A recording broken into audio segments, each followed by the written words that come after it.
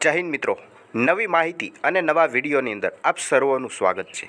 મિત્રો, વનરક્ષકની પરીક્ષા ક્યારે આવશે તેમને ધ્યાનમાં રાખીને મહત્ત્વના સમાચાર છે। જ્યાં મિત્રો ફેબ્રુઆરીના પ્રથમ સપ્તાહની અંદર જ આ પરીક્ષા લેવામાં આવશે અને મહત્ત્વની વાત તો એ છે કે આ પરીક્ષા માટે નવો સિલેબસ પણ જાહેર કરવામાં આવશે।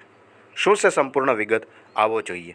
અને હજુ સુધી તમે અમારી ચેનલની અંદર નવા હોય તો અમારી ચેનલ આઝાદ રચિતને સબસ્ક્રાઈબ કરવાનું ભૂલતા નહીં અને બાજુમાં આવેલા બેલ આઇકનને પણ ઓન કરી દેજો, જેથી કરીને આવી નવી માહિતી તમારા સુધી સૌથી પહેલાં પહોંચતી રહે। વાત કરીએ તો મિત્રો, બીટ ગાર્ડની 700ની નહીં પરંતુ 823 પોસ્ટ માટેની પરીક્ષા આવશે, જે દરેક ઉમેદવાર મિત્રો જાણે છે કે બીટ ગાર્ડની અંદર 823 પોસ્ટ માટે લગભગ 4,18,000 જેટલા ઉમેદવાર મિત્રો પરીક્ષા આપશે। વન વિભાગે માગણા પત્રક અને સિલેબસ છે તે ગૌણ સેવા પસંદગી બોર્ડને મોકલી દીધો છે। જ્યાં મિત્રો ગૌણ સેવા પસંદગી બોર્ડ દ્વારા આ પરીક્ષા છે તે ઓનલાઈન લેવામાં આવશે, એટલે વન વિભાગે માંગણા પત્રક અને સિલેબસ બંને વસ્તુ ગૌણ સેવા પસંદગી મંડળને મોકલી દીધેલું છે। વાત કરીએ તો ફેબ્રુઆરીના પ્રથમ સપ્તાહમાં પરીક્ષાનો પ્રારંભ થશે।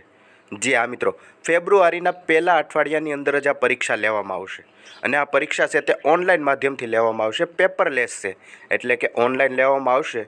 તેથી 6 થી 7 દિવસ સુધી આ પરીક્ષા ચાલશે અને સિલેબસ છે તે 48 કલાકમાં વેબસાઇટ ઉપર પણ મૂકવામાં આવશે। જી હા મિત્રો, વન રક્ષક બીટ ગાર્ડની પરીક્ષા માટેનો સિલેબસ છે તે 48 કલાકની અંદર ગુજરાત ગૌણ સેવા પસંદગી બોર્ડ અથવા તો વન વિભાગની જે ઓફિશિયલી વેબસાઇટ છે તેના ઉપર મૂકવામાં આવશે। તમને શું લાગે છે, ખરેખર નવો સિલેબસ જ હશે કે જે પહેલાંનો જૂનો સિલેબસ હશે તે સિલેબસને જાહેર કરવામાં આવશે? નીચે કમેન્ટ કરીને અવશ્ય જણાવજો અને જ્યારે પણ નવો સિલેબસ જાહેર થશે તે સિલેબસ અવશ્ય તમારા સુધી પહોંચતો રહેશે। માટે હજુ સુધી ચેનલની અંદર નવા હોય તો સબસ્ક્રાઈબ જરૂરથી કરી લેજો।